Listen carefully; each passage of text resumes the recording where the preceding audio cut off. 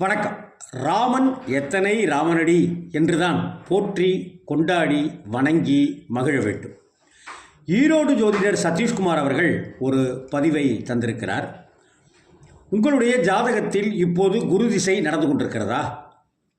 உங்களுடைய ஜாதகத்தில் குரு உச்சம் பெற்றிருக்கிறாரா, நீசம் பெற்றிருக்கிறாரா? நீங்கள் புனர்பூசம் நட்சத்திரத்தை சேர்ந்தவர்களா, விசாக நட்சத்திரத்தை கொண்டவர்களா, புரட்டாதி நட்சத்திரத்தில் நீங்கள் பிறந்திருக்கிறீர்களா, தனுசு ராசியிலோ அல்லது மீன ராசியிலோ நீங்கள் பிறந்திருக்கிறீர்களா?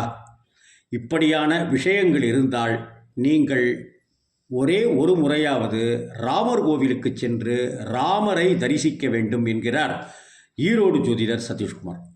உங்கள் வாழ்வில் பல நல்ல நல்ல மாற்றங்கள் நடந்தேறும் என்பது உறுதி என்றும் பொருளாதாரத்தில் முன்னேற்றம் பெறுவீர்கள் என்றும் தெரிவிக்கிறார். சரி, தமிழ்நாட்டில் இருக்கின்ற ராமர் கோவில்கள், அதைத்தான் சொன்னேன், ராமன் எத்தனை ராமனடி என்று. தமிழ்நாட்டில் இருக்கிற ராமர் கோவில்கள், ராமேஸ்வரம் கோதண்டராமராக திகழ்கிறார். இங்கு சென்று வழிபடுவது மகா புண்ணியத்தை தரக்கூடியது.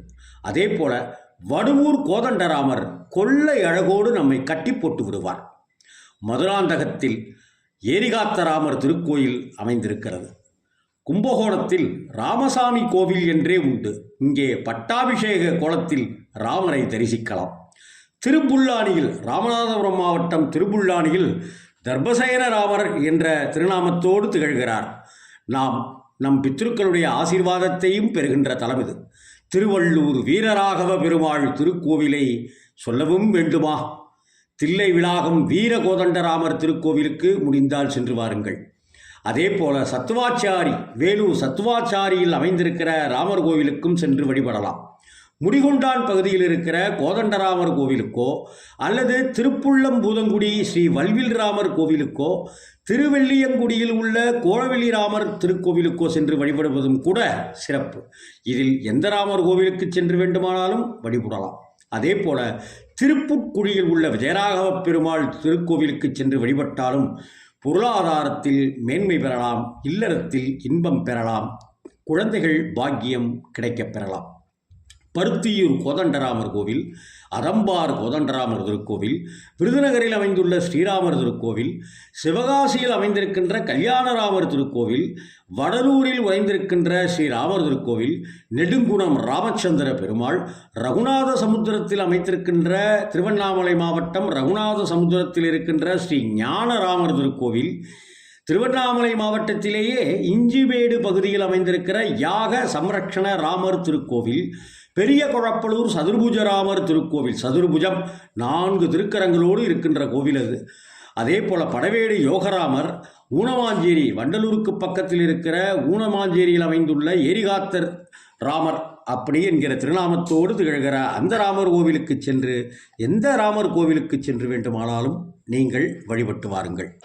அதே போல சேலம் அயோத்தியா பட்டினத்தில் கோதண்டபாணி என்கிற திருநாமத்தில் அமைந்திருக்கிற ராமர் கோவில், கோவை ராம்நகரில் அமைந்திருக்கிற ஸ்ரீ ராமர் கோவில், கோவை ஒண்டிப்புதூரில் இருக்கிற ராமர் கோவில், ஓசூரில் அமைந்திருக்கிற ராமர் கோவில், நெய்வேலிக்கு அருகில் வேங்கடம்பட்டியில் அமைந்திருக்கிற ஸ்ரீராமர் பெருமான் திருக்கொண்டிருக்கிற கோவில், பொன்பதிர்கூடம் என்கிற சதுர்புஜராமர் திருக்கோவில், மேப்பூர் ராமர் கோவில், சென்னை மாம்பழத்தில் இருக்கிற கோதண்டராமர் திருக்கோவில், சென்னை நந்தம்பாக்கத்தில் அமைந்திருக்கிற ஸ்ரீ கோதண்டராமர் திருக்கோவில், சென்னை தரமணியில் அமைந்திருக்கிற ராமர் கோவில், சென்னை மாடம்பாக்கம் ஊத்தஞ்சேரியில் அமைந்திருக்கிற கோதண்டராமர் திருக்கோவில் என்று ஏராளமான ராமர் கோவில்கள் நம் தமிழகத்தில் இருக்கின்றன. இந்த திருக்கோவில்களில் எந்த கோவிலுக்காவது சென்று ராமரை வழிபட்டு வந்தால் யாரெல்லாம் வழிபட வேண்டும்? எல்லோரும் வழிபட வேண்டும்.